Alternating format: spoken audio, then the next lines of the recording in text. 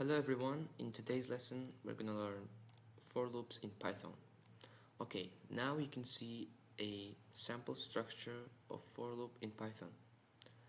Okay, first, a for loop is used for iterating over a sequence and iterables like range, a list, a tuple, a dictionary, a set, or a string.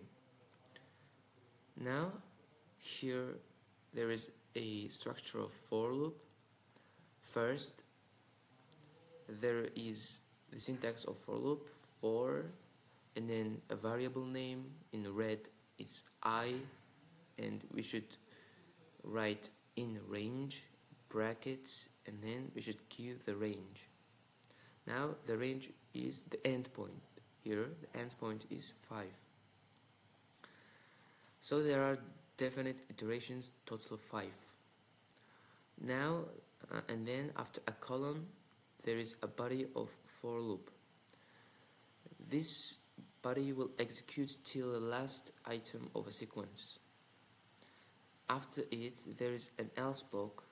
Else block works if the value of I overrides the endpoint. Now if the value of I increases, then 5 increases from 5, and then the else block works. So the else block is optional, and most programmers do not use else block. Okay, and there is an indentation, like loop body must be properly indented. So now let's write a code. First, let's write a code that prints from 1 to 10. Okay, to do that we will do for. We should give the variable name a number in range, and then 1 to 10.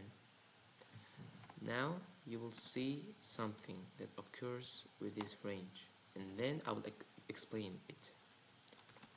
Okay, print number.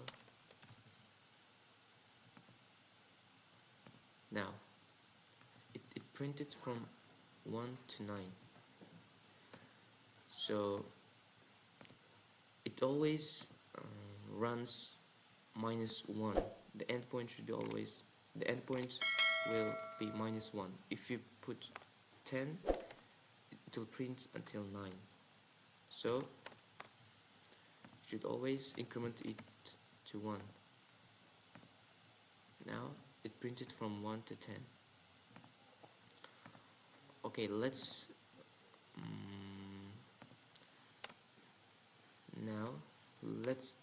check this with the characters from A to Z.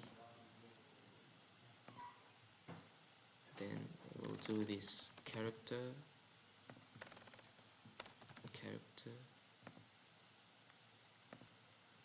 Now this won't work because you can see that A and Z are characters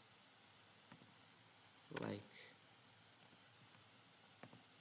this. Won't work in range form of for loop.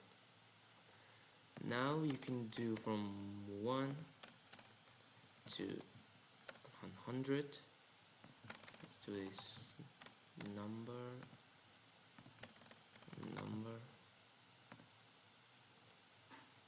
So now it printed until 99. So we should always increment it to 1. So it is till 100. Now let's try this only one value, like in the sample 1. If you put only one number, it will be counted as the endpoint, and the starting point will be 0, automatically 0. Okay, we can also set the steps added to each value. For example, 1 to 10, steps are 2. Now it prints like this one: 1, 3, 5, 7, and 2. The difference between them is 2. the steps are 2 from 1 to 10.